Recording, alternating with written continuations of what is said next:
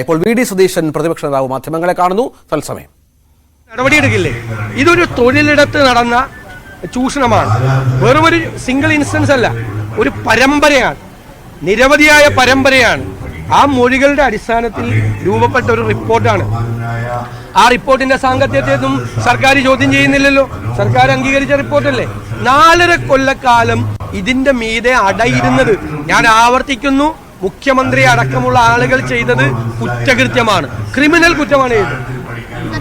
ഇതേ സർക്കാർ തന്നെയാണ്. അല്ല, ഇതിനെന്തിനാ പരാതി? ഇത്രയും വലിയ ഒരു പരാതിയുടെ കൂമ്പാരം 4.5 കൊല്ലമായി സർക്കാരിന്റെ കയ്യിലിരിക്കല്ലേ. സർക്കാരത് മൂടി വെച്ചു, സർക്കാരത് മറച്ചു വെച്ചു. സർക്കാർ ചെയ്യേണ്ടത് 2 രീതിയിലാണ്. ഒന്ന്, ഇത് എന്നത്തേക്കും സിനിമയിലെ ഈ ചൂഷണം അവസാനിപ്പിക്കാനുള്ള നടപടികൾ ചെയ്യണം. 2, ക്രിമിനൽ ആക്ട് നടന്നു. ഇപ്പൊ ഞാൻ അറിഞ്ഞു കഴിഞ്ഞാൽ ഞാൻ എന്താ ചെയ്യേണ്ടത്? ഒരു ക്രിമിനൽ ആക്ട് നടന്നു കഴിഞ്ഞാൽ ഞാനത് പോലീസിനെ അറിയിക്കണ്ടേ? നിങ്ങൾ ആരാണെങ്കിലും അറിയിക്കണ്ടേ? നിങ്ങളത് മറച്ചു വെക്കുന്നത് ക്രിമിനൽ കുറ്റമാണ്. അതുപോലെ സർക്കാരാണ് ഈ ക്രിമിനൽ കുറ്റങ്ങളുടെ പരമ്പര മുഴുവൻ മറച്ചു വെച്ച് ഗുരുതരമായ കുറ്റകൃത്യം ചെയ്യുന്നത്. ആരെ സംരക്ഷിക്കാൻ വേണ്ടിയിട്ടാണ്? ആരാണ് സർക്കാരിന്റെ മീതെ സമ്മർദ്ദം ചെലുത്തിയത്? ആരാണ് ഒരു നടപടി എടുക്കരുതെന്ന് സർക്കാരിന്റെ മീതെ സമ്മർദ്ദം ചെലുത്താൻ? ആരാണ് സർക്കാരിന്റെ മീതെ പറക്കുന്ന പരുന്ത്? ഏത് പരുന്താണ് സർക്കാരിന്റെ മീതെ പറക്കുന്ന? നീതിന്യായ വ്യവസ്ഥയുടെ മീതെ പറക്കുന്ന പരുന്തേതാ? ഇവിടെ നടന്നത് കുറ്റകൃത്യമാണ്. ആ കുറ്റകൃത്യം അന്വേഷിച്ചേ മതിയാവും. ഞങ്ങൾ പറഞ്ഞത് മുതിർന്ന വനിതാ IPS ഉദ്യോഗസ്ഥരുടെ നേതൃത്വത്തിൽ ഇൻവെസ്റ്റിഗേഷൻ നടത്തി കുറ്റക്കാരായ ആളുകളെ നിയമത്തിന്റെ മുന്നിൽ കൊണ്ടുവരണം. കേസ് ചാർജ് ചെയ്യണം. നിരപരാധികളായിട്ടുള്ള ആളുകളുണ്ടെങ്കിൽ അന്വേഷണത്തിന് അറിയാമല്ലോ.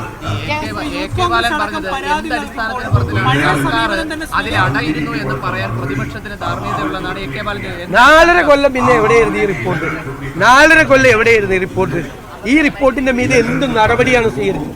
ഇങ്ങനെ റിപ്പോർട്ട് വായിച്ചിട്ടുണ്ടല്ലോ ഗവൺമെന്റിലിരിക്കുന്ന ഉന്നതരായ ആളുകൾ റിപ്പോർട്ട് വായിച്ചിട്ടുണ്ട്.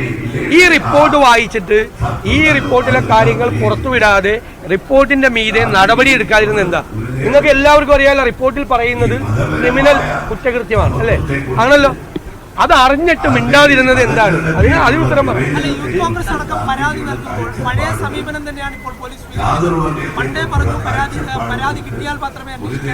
ഇതിനകത്ത് ഒരു പരാതിയുടെ ആവശ്യമില്ല, അത് വെറുതെ പറയുകയാണ്. 4.5 കൊല്ലം മുമ്പ് കിട്ടിക്കഴിഞ്ഞപ്പോൾ ഇത് പറയണ്ടേ? ഗുരുതരമായ ഒരു സംഭവമാണ് റിപ്പോർട്ട് വന്നിരിക്കുന്നത്. അങ്ങനെ ഈ 4.5 കൊല്ലം ഇത് തുടരുമില്ലായിരുന്നല്ലോ സിനിമാ രംഗത്ത്, ഇപ്പോഴും തുടരുമല്ലേ? കമ്മീഷനുകാർക്ക് മറ്റു നിലപാട് സർക്കാർ സ്വീകരിച്ചത് അന്ന് പരാതിക്കാരെ വിളിച്ചു വരുത്തി പരാതി എഴുതി വാങ്ങിച്ചു. എന്നൊക്കെ എല്ലാവർക്കും അറിയാല്ല. സോളാർ കമ്മീഷൻ റിപ്പോർട്ട് ചെയ്തത് പരാതിക്കാരിയെ വിളിച്ചു വരുത്തി പരാതി എഴുതി വാങ്ങിച്ചിട്ടാണ് പിന്നെ CBIക്ക് വിട്ടത്. അവസാനം CBIക്ക് വിട്ടത്. ഇത് ഇവർക്ക് അന്വേഷിക്കാൻ പറ്റില്ല. ഇവർക്ക് കുറെ ആളുകളെ സംരക്ഷിക്കണം, അവർക്ക് ചേർത്ത് നിർത്തണം. അതാണ് ചെയ്തത്. സർക്കാർ വിചാരണ ചെയ്യപ്പെടാൻ പോവാണ്. ഈ ക്രിമിനൽ കുറ്റകൃത്യം ചെയ്ത ആളുകളെ പോലെ തന്നെ ഈ സർക്കാർ പൊതുസമൂഹത്തിന്റെ മുമ്പിൽ കുറ്റവിചാരണ ചെയ്യപ്പെടും. പാവപ്പെട്ട സ്ത്രീകളാണ് ഇരകളായത്, ഒരു സംശയം വേണ്ട. ഇരകളായത് സ്ത്രീകളാണ്. കേരളത്തിൽ കേട്ടുകേൾവിയില്ലാത്ത പോലെ സംഭവങ്ങളാണ് നടന്നിരിക്കുന്നത്. അല്ലല്ല, ഞാൻ പറഞ്ഞ മുതിർന്ന വനിതാ IPS ഉദ്യോഗസ്ഥരെ കൊണ്ട് ഇത് അന്വേഷിക്കണം. ഒരു ടീം ഇൻവെസ്റ്റിഗേഷൻ ടീം വേണം. അത് ശരിയല്ല. കേസെടുക്കാൻ ഉണ്ടല്ലോ.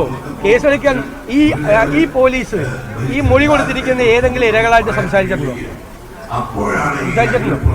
അന്വേഷണം നടത്തിയ പോലീസ് ആദ്യം എന്താ ചെയ്യേണ്ടത്? ഈ പരാതി പറഞ്ഞ ഇരകളായ സ്ത്രീകളുടെ മൊഴി എടുക്കണ്ടേ? ആദ്യം അവരെ സമീപിച്ചിട്ടുണ്ടോ? അവരെ അന്വേഷണം നടത്തിയിട്ടുണ്ടോ? അപ്പൊ പോലീസ് അന്വേഷണം എന്നൊക്കെ പറഞ്ഞിട്ട് ഇപ്പൊ വെറുതെ പറയാം.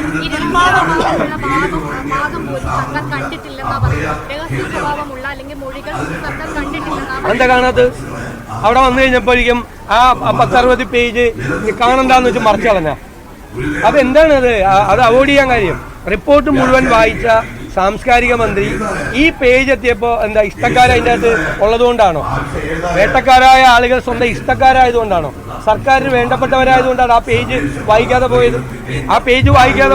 സർക്കാരിന് സമർപ്പിച്ച റിപ്പോർട്ട് വായിച്ചിട്ടില്ല എന്ന് പറയാൻ നാണോ? നിർമ്മാണ വിതരണ പ്രശ്നങ്ങൾ ചർച്ച ചെയ്യാൻ, സിനിമാ മേഖലയിലെ വിഷയങ്ങൾ പഠിക്കാൻ വേണ്ടി ഒരു കൺസൾട്ടൻസിയെ വയ്ക്കാൻ 1 കോടി രൂപ കൂടി ഇന്നലെ ജിയോ ആയിട്ട് ഇറക്കിയിട്ടുണ്ട്. അതാണല്ലോ അവിടെ നടക്കുന്ന ഈ ചൂഷണം അവസാനിപ്പിക്കാനുള്ള നടപടിയില്ല. ഈ റിപ്പോർട്ടിന്റെ പുറത്ത് സിനിമാ കോൺക്ലേവ് നടത്തുമെന്ന് പറയുന്ന ഈ മന്ത്രിയെ, ഈ സാംസ്കാരിക മന്ത്രിയെ കേരളം വിലയിരുത്തട്ടെ. ഇത് കേസെടുക്കാതെ പറ്റില്ല. കേസെടുക്കണം, അന്വേഷിച്ചേ പറ്റുള്ളൂ. ഞാൻ അങ്ങനെയുള്ള ആരോപണങ്ങൾ, പ്ലെയിൻ ആയിട്ടുള്ള ആരോപണങ്ങളൊന്നും ഉന്നയിക്കുന്നില്ല.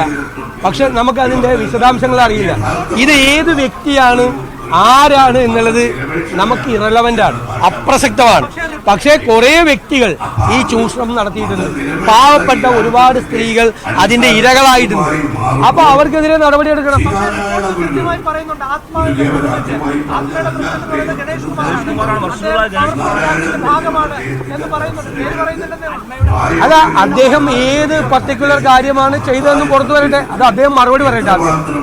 മന്ത്രി ഗണേഷ് കുമാറിനെ കുറിച്ച് ഈ റിപ്പോർട്ടിൽ ഒരു ആക്ഷേപം ഉണ്ടെങ്കിൽ അദ്ദേഹത്തിന്റെ നിലപാട് ആദ്യം വ്യക്തമാക്കട്ടെ. എന്താണ് അദ്ദേഹത്തിന്റെ നിലപാടെന്ന് വ്യക്തമാക്കട്ടെ. എന്നിട്ട് നമുക്ക് പറയാം. എന്തായാലും മുഖ്യമന്ത്രിയും സർക്കാരും ചേർന്ന് ഈ വേട്ടക്കാരെ സംരക്ഷിക്കാൻ വേണ്ടി ശ്രമിക്കുകയാണ്. എന്താണ് അതിന്റെ പുറകിലുള്ള താല്പര്യം നമുക്ക് അറിയണം. അതാണ് നിയമവ്യവസ്ഥ, നീതിന്യായ വ്യവസ്ഥ നമ്മുടെ മുമ്പിൽ നിൽക്കുകയല്ലേ. നമുക്ക് എന്തെല്ലാം മാർഗങ്ങൾ നമുക്ക് നോക്കാം.